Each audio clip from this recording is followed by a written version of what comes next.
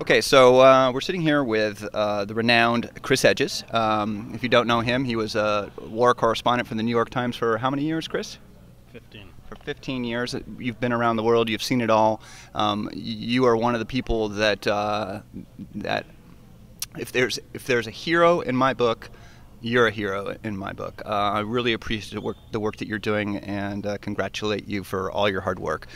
This event here has one goal, which is, and I pulled this off their website, and that one goal is to craft a response to the crises that we face. In your eyes, what are those crises, and what should the response look like? Well, the crisis has been engendered by, in essence, a corporate coup d'etat in slow motion. Corporations have seized all of the centers of power. Not only the three branches of government, the judiciary, legislative, and executive branch, but they've rigged the political process itself so that, in essence, money has replaced the vote. We have huge, very costly political spectacles built around electoral politics, but none of the fundamental structures of predatory capitalism are changed, and you see complete continuity between the Bush administration and the Obama administration.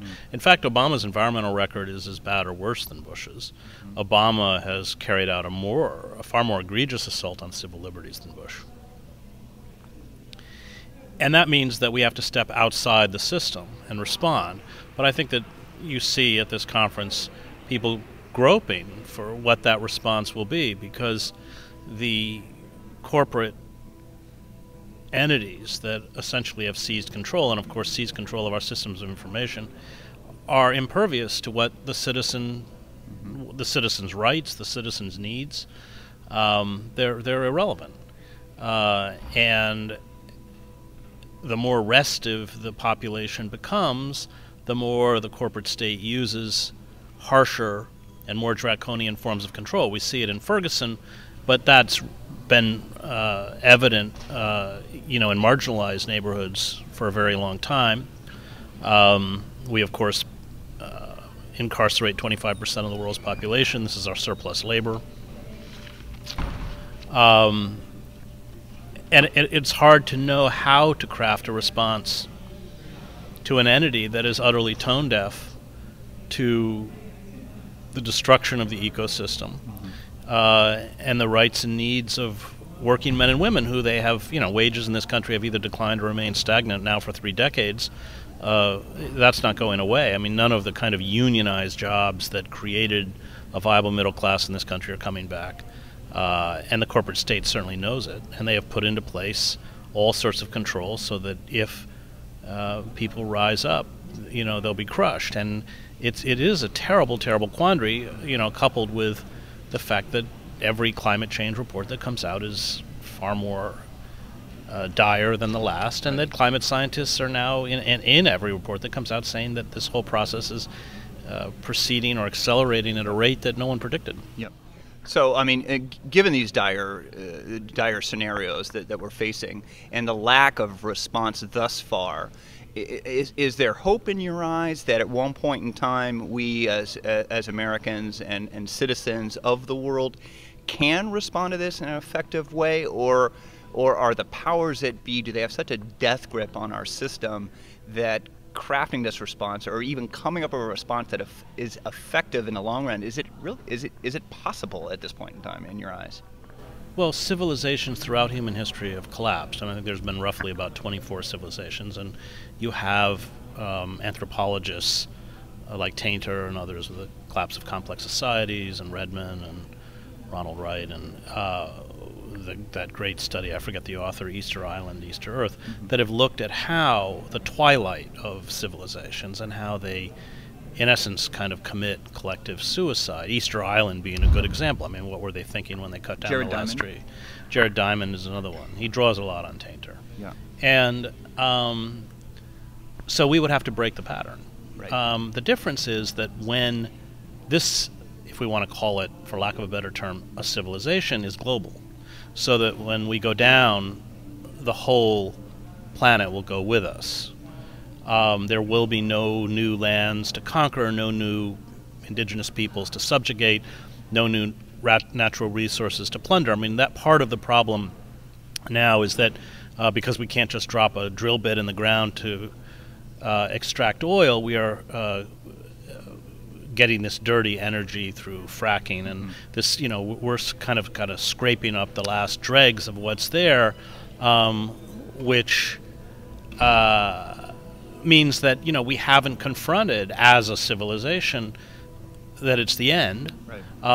The systems of mass propaganda have been quite effective in terms of Derek quite correctly calls them, you know, electronic hallucinations, keeping people enveloped in a non-reality based universe, you know, essentially disseminated through the airwaves, and the population is kind of mesmerized that, including this implicit sort of mania for hope, you know, that progress is lineal, progress is inevitable, you know, science and technology will save us. I mean, the idea that we can adapt to climate change is as self-delusional as people who deny the existence of climate change, and yet those really are the two kinds of strains. And we see cosmetic measures that are adopted, but none of which address the fundamental need for a very radical reorientation of our relationship, not only to the ecosystem but to each other. Right. And that's just not out there. And I have, as a war correspondent, covered societies like Yugoslavia that went down, and people have a very hard time understanding the fragility of the systems that they live in, and it's only when the systems actually disintegrate, even though all the signs of disintegration are right in front of them, that they can finally grasp reality. Right. Yeah, Derek Jensen mentions this concept of, like, when is enough enough? Is it when 90% of all the fish in the ocean are dead? Will you stand up and start fighting back? You know, I see this march towards catastrophe, and I don't sense there's really any urgency of the American people, of the American populace, and people of other nationalities and other countries, and yet it seems as though we have to stand up and start fighting back, otherwise all hope will be lost. Well, that's it. Well, we do have to stand up and fight back. Unfortunately, we're not doing it. And those who, I mean, you look at the big green environmental movements, they've essentially been bought off, especially by the fossil fuel industry and big coal. You see symbolic actions. The Climate March would be one where, you know, 400,000 people stay within carefully designed police lines. Sure. And, are actually herded on the other side of Manhattan, so they're on the opposite side of the UN. The UN isn't even in session when they march. And I'm not, you know, I think I think the Climate March was worth doing, but the idea that this is even remotely enough, or that we are going to succeed as long as we obey the rules, and the Climate March did obey the rules, is very naive. It's only when we begin to actually disrupt the mechanisms of power that we have any hope of having an effect, and we're not there yet.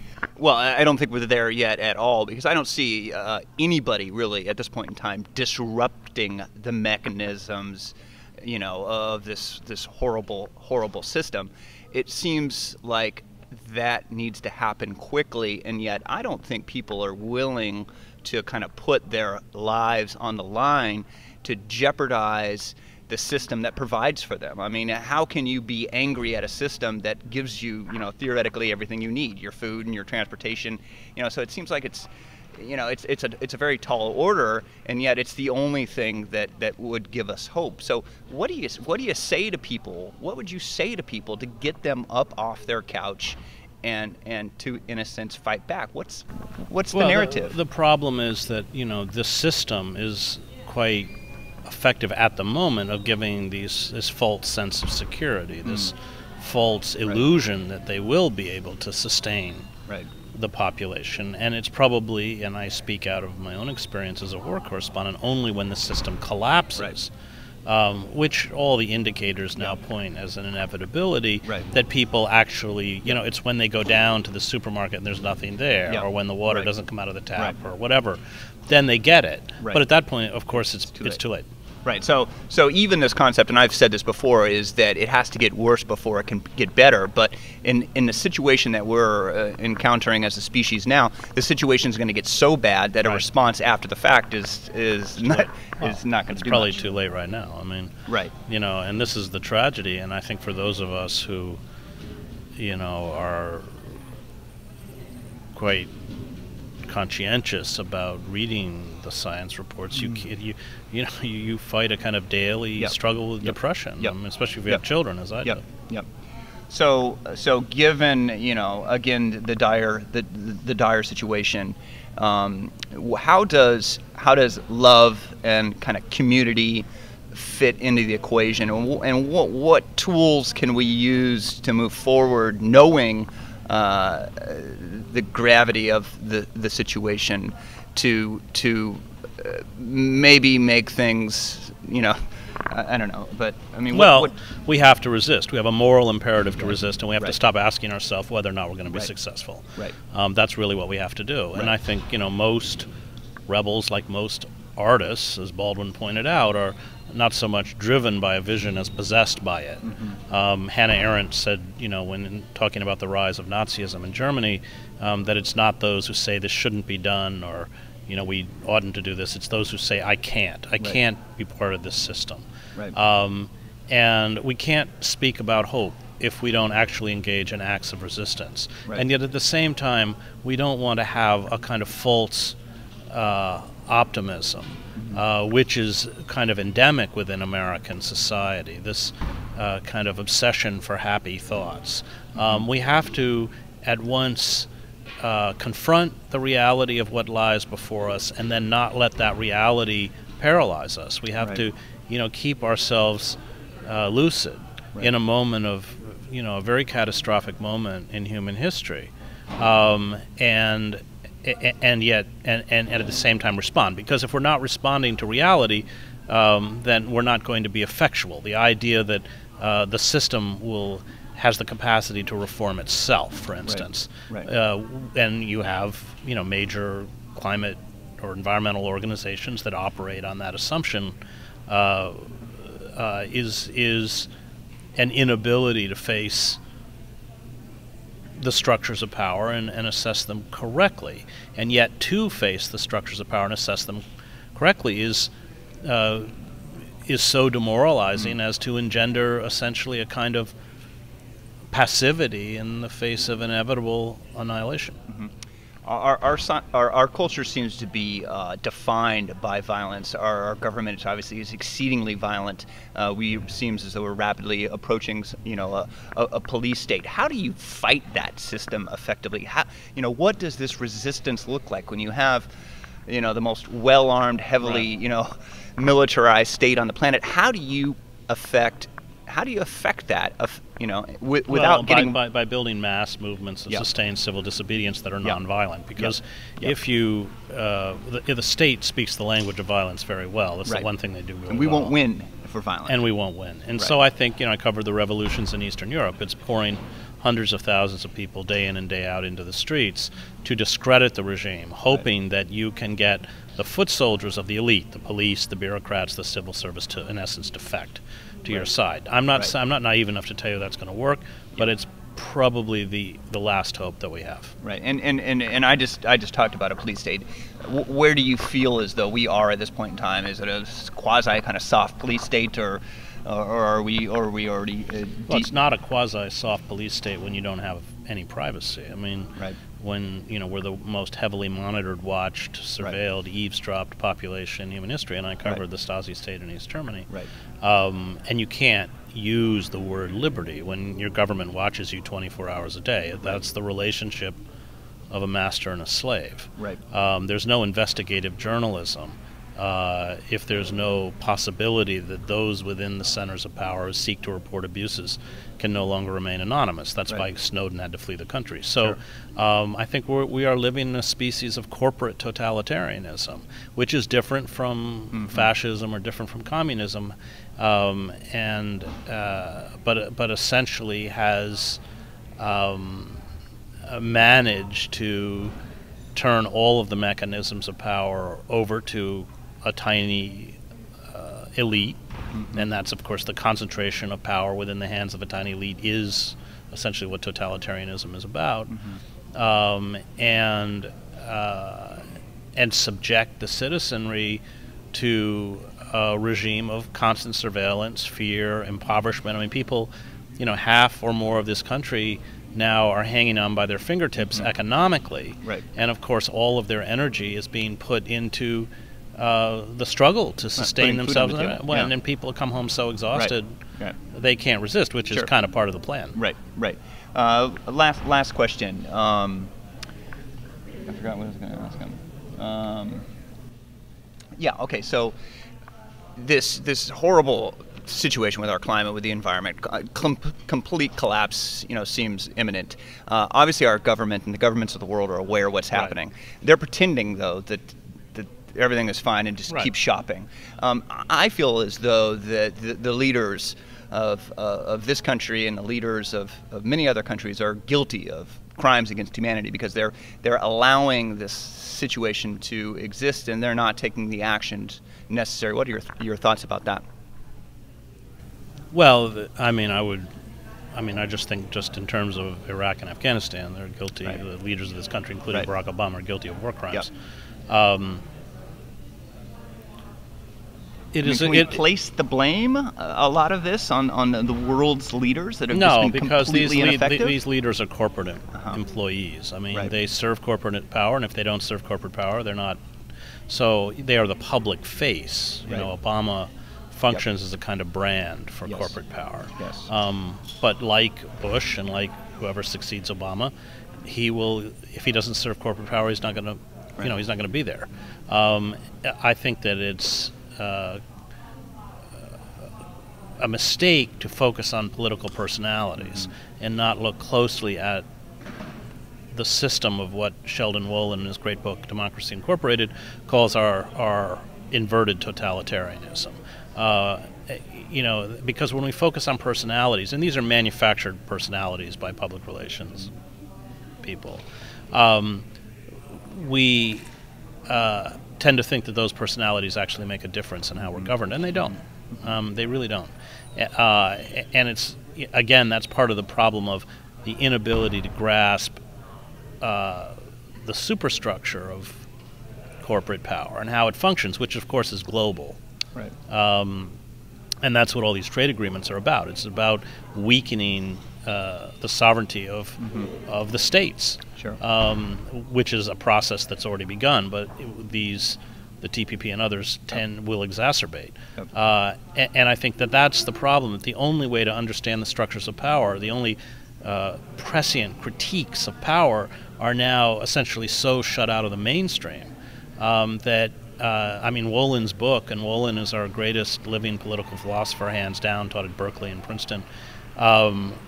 It was never reviewed, because that critique is unacceptable to a corporate-controlled media.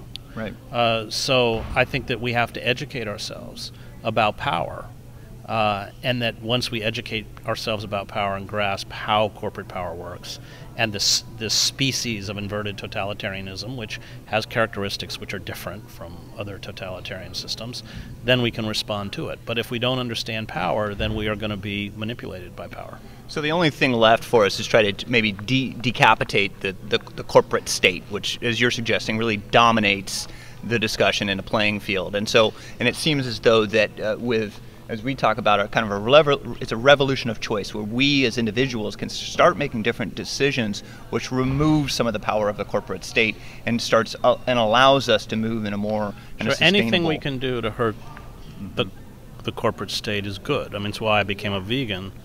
Because I want to hurt the animal agriculture industry, which is a major, some people say the most important cause of climate change. I think in any single way, no matter how small, we can diminish corporate power.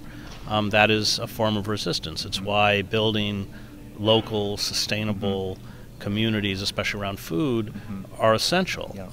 So, at this point, everything counts. We may not make it, right? But we really have to, in the choices that we make every day in our lives, make sure that every day we're doing something to work to diminish corporate control.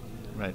So what would you say if you had an opportunity to go to a grade school or a high school and sit down with some children and give them a synopsis of the situation? What would you call on them to do?